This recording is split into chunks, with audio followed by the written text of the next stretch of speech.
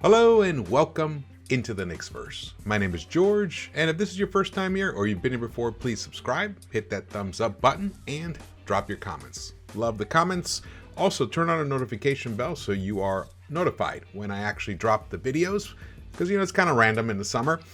Though we are trying to do a recap for every single Summer League game, and why not? These are the last games that we're going to have before we go into that long, I don't even know how many weeks it's going to be. 8 weeks? Where there's no games to comment on. So it's good to enjoy these, even though tonight's game was not that enjoyable if you were a Knicks fan. Nope. The Knicks lost. They were out-hustled and outshot by the Portland Trail Blazers even after the Knicks came out scorching hot. I think they were leading 11-0, maybe 13-0, and they finished the quarter 24-9. But the second quarter was a totally different story, and let's get to it. See? Score finished 88-77. They were totally blown out in basically the last three quarters. In the second quarter, Portland out-hustled them. It was really a story of rebounding and getting to loose balls. Also, Portland started hitting their shots, and the Knicks did not. The Knicks were pretty cold, except for one guy, Quentin Grimes, which that is the good news. The good news is that Quentin Grimes put up another 24-point game. That's 3 in a row, and he did it with some decent efficiency. 9 of 17. That's really nice. The 3-point shot, I believe he only hit. Let's see, what was the 3-point? 3 of 10. So even on 30%, this not at the level that we need from him. It would have been nice if he connected a few more in that respect, and also he only had 1 assist, so his playmaking kind of left him. Just not going to cut it, but Quentin Grimes is showing. And even the announcer, I forgot his name, not Jorge Sedano, it was the other guy. He was commenting that Grimes is going to give Evan Fournier a run for the starting shooting guard spot. Which, as you know, if you watched the previous post-game show that I did, and I've been actually calling for this for a while now. Anyway, so even he was pointing it out. Now, something bizarre that Sedano said was he said, and he brought it up when Mark Jackson came in to talk in the fourth quarter, that Knicks fans they're not willing to embrace a build from the ground up approach and play the young kids. I gotta say, that's a critique on him, because it's obviously not the feeling here. It's not the feeling that I get from any of the fans. I mean, there's a few maybe, but it's a very small minority. We are willing. We actually want to build with the young players. We actually want to build a winner through the draft.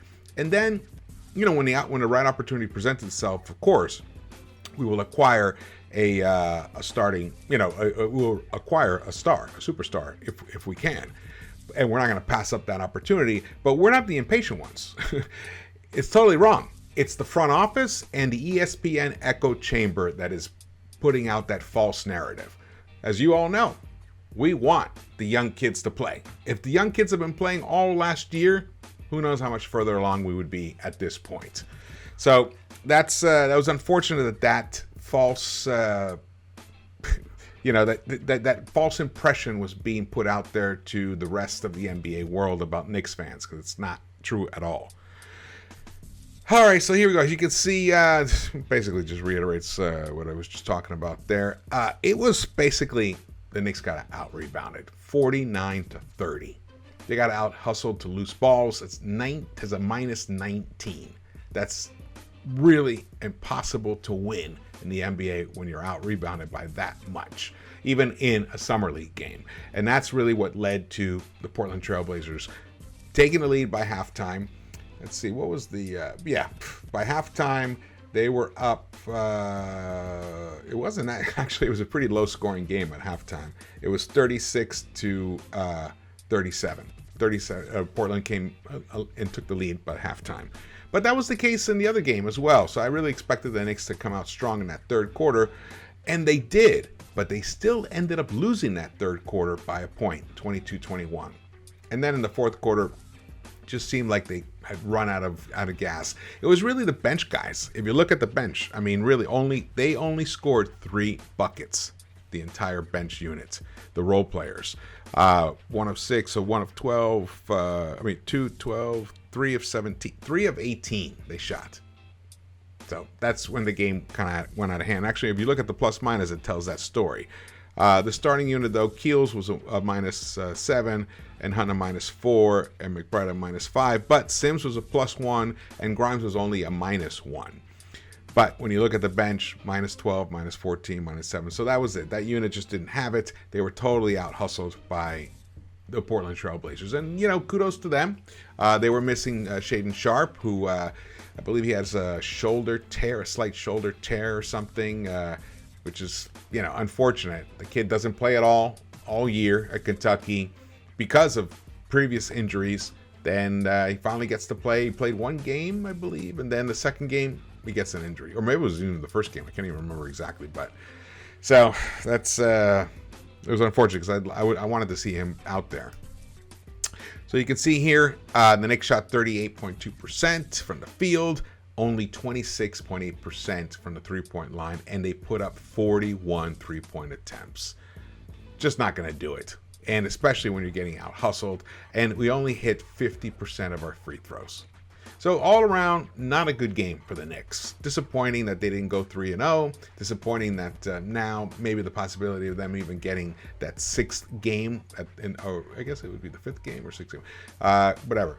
They're not going to get that extra game to go for the championship. At this point, there probably will be some other teams that will go undefeated, and the Knicks will not be that team anymore, and that is a shame. You can see right there. Look at the defensive rebounds, man. 40-23. Damn. Whew. The assists. As we noted before, the Knicks were leading. They were leading the Summer League by averaging 25. They were averaging 22.5 assists per game. And look what they are now, 14. The ball stopped moving. A lot of one-on-one play. Deuce was taking it sometimes. Farron Hunt was doing it. Even Grimes, and I believe Grimes had how many turnovers did Grimes have? 4 turnovers for Grimes, 3 for Sims. It wasn't like turnovers were that big a problem, but still, it kills momentums. It kills the momentum. But it really came down to they reverted back to not reverted back. I don't want to say that because this unit doesn't actually play together all the time, except for Grimes, Deuce, and Sims. They definitely have shared the court. They shared the court all last season and in practice and stuff. But they weren't sharing the ball the way they were in the first 2 games. Sims didn't make much of an impact at all offensively. As you can see, he only scored 6 points. He did have 11 rebounds. He led the team in rebounds. The second highest rebounder was Trevor Keels, the youngest player, with 5 rebounds in the game. So that just shows you right there. Sims was 3 of 6 overall. He did have some nice. He had a nice Euro step move. Beautiful. I'll tell you, I'm impressed with his handle. It's a lot further along than I thought it was going to be. And I just hope that it's something that we don't just see in the Summer League. I hope he carries it through when he actually gets some court time during the regular season. I expect we will. Because there's no reason. He's been effective with it. He just has, and as he does it more, he'll get sharper with it. And at one point, as you can see, well here, look, he tied for the lead in assists in the game. He actually had 3 assists in the first quarter and a half. He was leading the team in that. So he might become like a nice little playmaking 5 of sorts. Though he does sometimes, when he does his spin move and he doesn't quite see enough space, he'll look for an open guy. But a few times it was like a desperate pass and it resulted in a turnover or in a difficult catch for his teammate. But that's going to come in time. I've seen so much progress in him from last season to this season to this Summer League.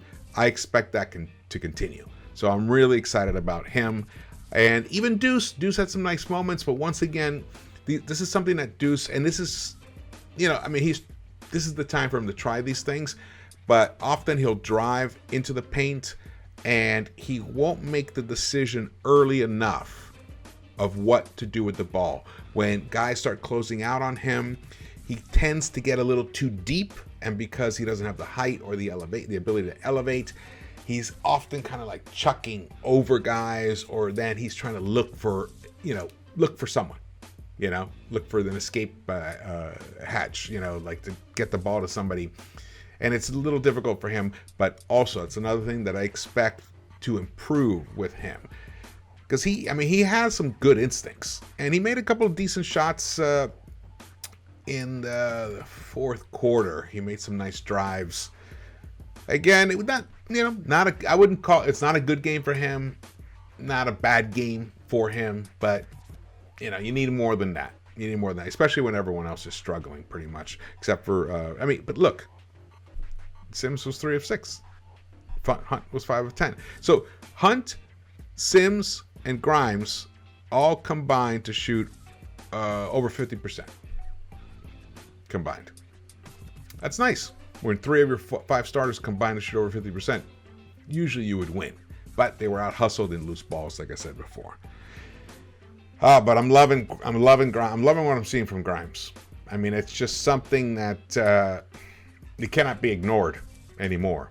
And Thibs, Leon, Perry, they were all there courtside watching.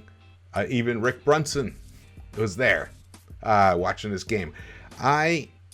It's going to be hard for them to keep Grimes on the bench if he keeps playing the way he's been playing in the summer league, and he carries that into the regular season, especially with his defensive intensity that he provides.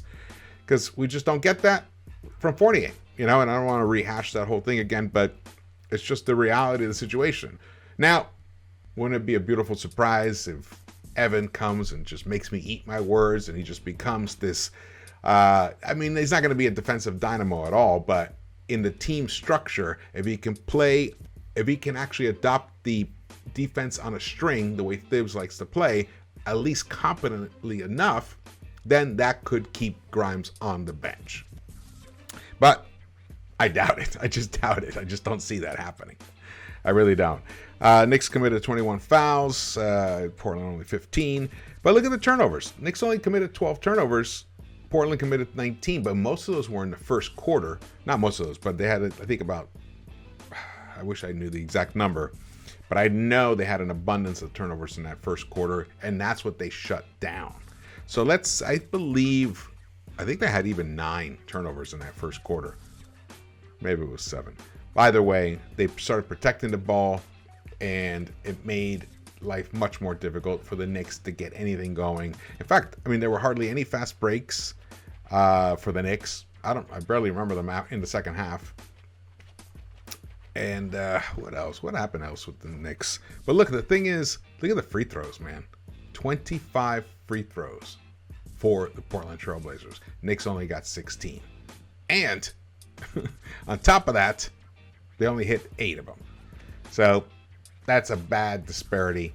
Richard Jefferson, he refereed for the second quarter, and maybe he was the jinx. The Knicks were doing well until there was a call that he made. I think he got overturned or whatever, an out-of-bounds call, and the game kind of just shifted at that point. But it seemed to me that the team kind of lost focus. They almost bought into, for lack of a better word, the hype that had started from the first 2 games and the first quarter. So, because they were blowing Portland out. And Portland, props to them. They dug deep. They reached, they pulled out the pride, and they started hustling themselves and cut down on their mistakes. And they hit shots. They got a little too many open looks. The Knicks defense definitely let them down today. Even though, 88 points in a summer league game is starting to get up there. There were a lot of open looks for certain guys. There was a guy, Watford. He got lots of good looks, that guy, and he connected. And it really hurt the Knicks. Well, hopefully, they'll respond in Game 4. and get back on the winning track, and maybe there won't be any undefeated teams, and the Knicks could actually end up in that championship game anyway, because it would be nice. It would be just nice to have a winning culture back in New York, even if it's just for Summer League. It's good for the psyche, it's good for the spirit, and it's good for us. It gives us something to root for. But most importantly, I want to keep seeing the consistency from Quentin Grimes, a little bit of development, and I want Deuce to finally have a breakout game. It'd be nice for him to have a nice, big 25-point game himself, like those games that he put up in Westchester. It would be awesome to see him have one of those. And they got to start, in the second half, they started looking for Sims more as a lob threat. Farron Hunt actually connected with him for a couple lobs, which was really nice. We just didn't see enough of that. I mean, he only got 6 shot attempts. So they're going to go back and rethink this situation and come back hopefully with some more fire and intensity for 40 minutes in the next game. But it's still a good game in terms. The good news is Grimes delivered once again. Bad news, Knicks lost. But that happens. It happens. I'm not that upset about it. I saw enough good things. Unfortunately, there were too many bad things, but I think those things can be eliminated, especially from the type of team that we saw in the first two games.